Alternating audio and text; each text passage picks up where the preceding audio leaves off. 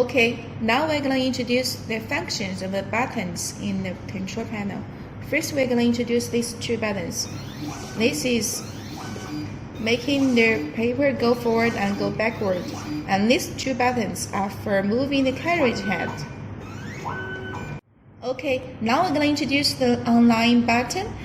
This button basically is like when you now in this page, and if you press online, it's like you are back to the home page.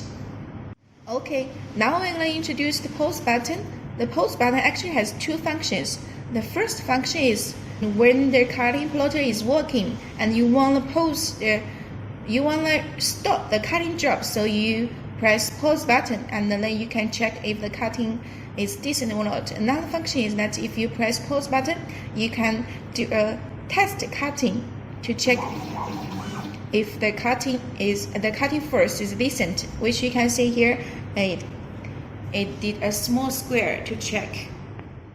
Now we're going to introduce the reset button. When there are errors during the cutting job, if we press reset button, the cutting will stop and it will go back to the home page. It also has a function like a restart.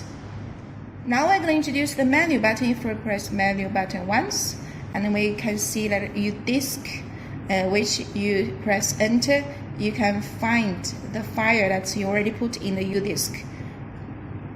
Okay, now we'll press menu button again, which you can see speed and first. If we go up, let's increase the first.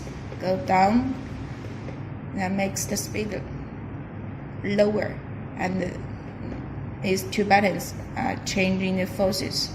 And we press menu button again, and this is repeat function for the cutting plotter. This is a new function we will introduce decently later. And menu button, we can change languages to Chinese, English, and we press menu. This is network setting. We'll introduce that one later as well.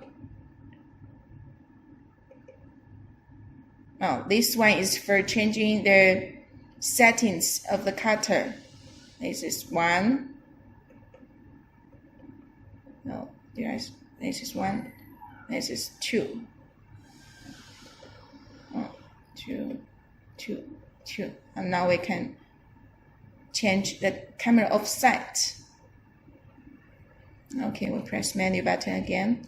This is camera adapt material, which means that this is a new function because this one is MC series, and if for different materials, if the cutting is for different materials than last time, if you press camera adapt material, the background while refreshing, it can read the material automatically by the camera in the plotter.